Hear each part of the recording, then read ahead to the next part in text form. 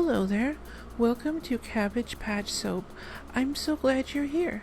My name is Laura, and today I will be making a beginner soap. This soap is a suggestion from Christina Hutchison. She wanted to see me make a beginner soap.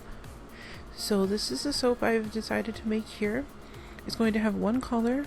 I'm going to use Cantaloupe. And I'm going to be using the fragrance Smell the Rainbow, which smells just like the candy. It's really, really nice. And the only oil I'm using is olive oil. So this is very similar to a Bastille soap, which just has olive oil. But this is a Bastille because I'm adding other ingredients. And this is the lye water going in. The reason I chose olive oil is because it's a very easy oil for just about anybody to get. If you have a grocery store near you, you can get olive oil to make soap. So this is perfect for beginners. And all I'm doing here is just mixing the lye into the oil a little bit and then adding the color. And since it's going to be just one color, I don't need to separate anything out. I'm just going to stick blend this together. Technically, if you don't have a stick blender, you could mix this with a whisk, but it would take a very long time to get to trace. And trace is just when the soap batter starts to thicken up a little bit and hold itself together to where it's right past emulsion where the oil and the lye water don't separate anymore. And you saw me put the fragrance oil in there a minute ago. And I will leave I'll leave this recipe that I used down in the description below. And you can use any fragrance for this. You do not have to use what I used, and you don't need to use the colors I used. This is just for a demonstration. So here I'm just going to take the stick blender apart. Normally I cut this out of my videos, but just to show you, I tap the soap batter off and everything, and then I set it off to the side. So if you're making soap for the first time, yeah, that's what I do with the stick blender. Now what this is, it is a chip container. It's one of those little cardboard tubes. What I've done is I cut the bottom off because it has a metal bottom, and you don't want to do that. You don't want to use most metals with soap batter. And then what I did was I took the plastic lid and put that on the bottom and then wrapped it in plastic wrap so that it would hold the soap batter in. And then I lined it in freezer paper. And I'm just going to pour all the batter in here. And the reason I'm using one of these chip canisters is because most people have access to this. You may not have, a silicone mold. You may not have, I'm just basically showing you can make a soap mold out of almost anything. And these are really inexpensive, and you might already have some in your kitchen. So I'm just going to tap out the air bubbles here. And then I'll show you how this looks up close.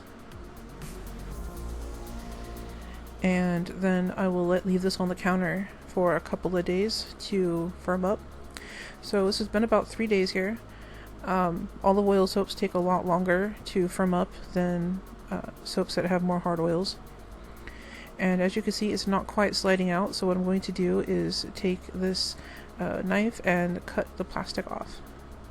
And one of the nice things about these canisters as soap molds is they're disposable, so you're reusing something, and then you can dispose of it if you need to. And then you just take the lid off the bottom, and I had a little piece of plastic film there, and I'm just feeling it. It does feel firm, so it's ready to come out, and I'm just pushing it out.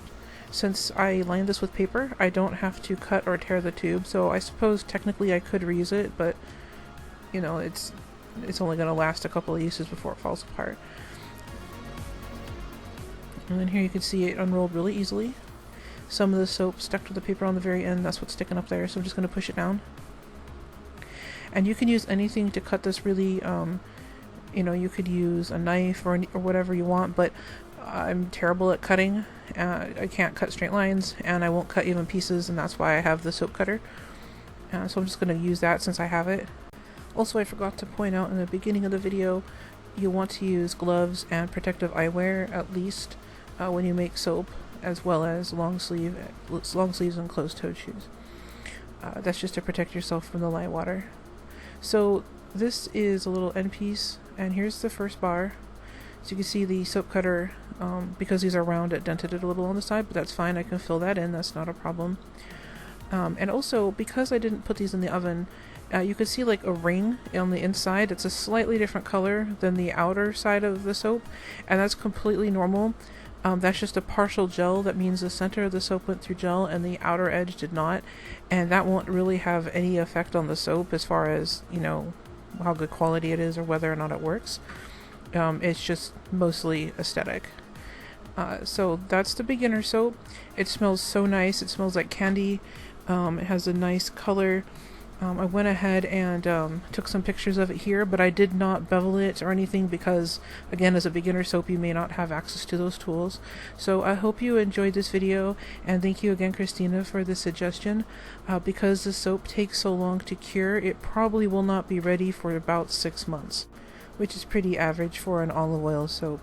If you enjoyed this video, please consider liking and subscribing to my channel. It really helps me out. Please leave any suggestions down below. I'd love to hear from you. And thank you for watching. You have a great day.